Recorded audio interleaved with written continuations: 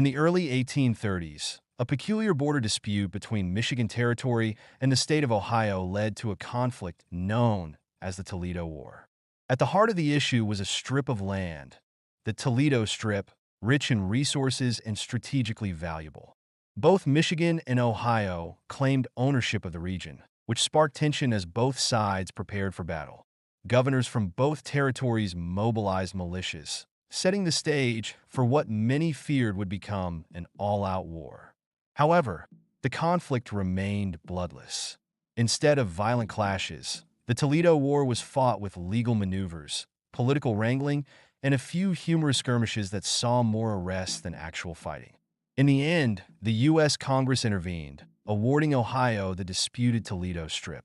As compensation, Michigan received the Upper Peninsula, which proved to be a more valuable asset in the long run due to its abundant natural resources.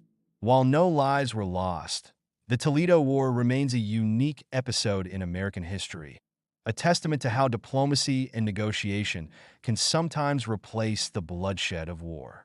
In the early 19th century, as the United States was expanding, an unlikely conflict brewed between two neighboring states over a seemingly insignificant strip of land. This is the story of the Toledo War, a bloodless battle fought, not with guns and soldiers, but with paperwork, politics, and pride. At the heart of the conflict was a 468-square-mile stretch of land known as the Toledo Strip, a thin but valuable region where the Maumee River flowed into Lake Erie. Both Michigan Territory and the state of Ohio laid claim to this land, each believing it held significant economic and strategic value. The origins of the dispute lay in early, inaccurate maps of the Northwest Territory.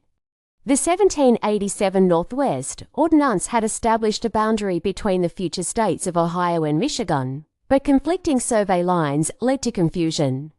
One line, known as the Fulton Line, favored Michigan, while another, called the Harris Line, supported Ohio's claim. By 1835, Michigan had grown significantly and was preparing for statehood. Its territorial governor, Stevens T. Mason, a young and ambitious leader, made the Toledo Strip a key issue. Ohio, under the leadership of Governor Robert Lucas, was equally determined to retain control of the area, particularly the growing city of Toledo. As Michigan pushed for statehood, the conflict intensified. In February 1835, Ohio passed legislation asserting its claim to the Toledo Strip, ordering a survey to redraw the boundary in their favor. Michigan responded by passing its own law criminalizing any attempt to assert Ohio's authority in the contested region. The situation escalated in the spring of 1835. Governor Mason sent the Michigan militia to enforce Michigan's authority in the Toledo Strip, while Ohio mobilized its own local militias. Though both sides were armed, actual violence was limited to minor skirmishes and arrests. The situation escalated in the spring of 1835. Governor Mason sent the Michigan militia to enforce Michigan's authority in the Toledo Strip, while Ohio mobilized its own local militias. Though both sides were armed, actual violence was limited to minor skirmishes and arrests. One such incident occurred in April, when Michigan Sheriff Joseph Wood was stabbed by an Ohioan during an arrest attempt. Despite this being the most serious injury in the entire conflict, it added fuel to the already simmering tensions. For the next several months, the region saw tense standoffs, with both sides posturing, but neither willing to engage in full-scale conflict.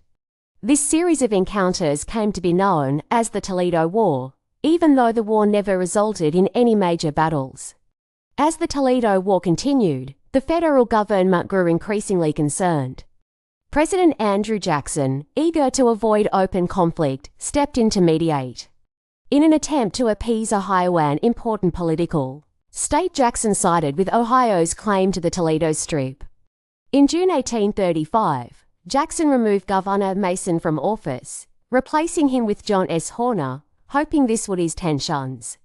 However, the people of Michigan largely ignored Horner and continued to support Mason as their boy governor. Michigan stood firm in its fight for the Toledo Strip. By 1836, it became clear that neither side was willing to escalate the conflict further, but neither was prepared to back down without a solution. President Jackson and Congress finally proposed a compromise. Ohio would keep the Toledo Strip, but Michigan would be compensated with the western portion of the Upper Peninsula. At first, many Michiganders were outraged by the proposal, as the Upper Peninsula was seen as a remote wilderness of little value.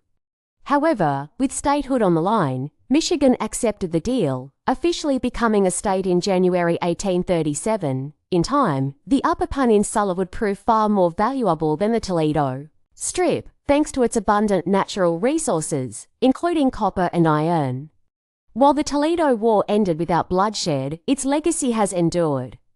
The Toledo Strip, now firmly part of Ohio, grew into a thriving industrial region, while Michigan's Upper Peninsula became a treasure trove of valuable resources. In retrospect, Michigan may have emerged the true victor. What seemed like a loss in 1836 turned out to be an economic windfall, as the Upper Peninsula became crucial to Michigan's economy. The Toledo War remains a humorous and unique chapter in American history, a reminder of how borders and pride can lead to unexpected outcomes. The Toledo War may not have been a war in the traditional sense, but it represents the complexities of territorial expansion and statehood in early America. In a country still finding its borders and identity, this quirky conflict shows how the smallest disputes can shape the course of history. Thank you for watching our documentary on the Toledo War. If you enjoyed this story and want to learn more about forgotten moments in American history, subscribe to our channel for more compelling historical documentaries. Want to discover more obscure but fascinating events in history?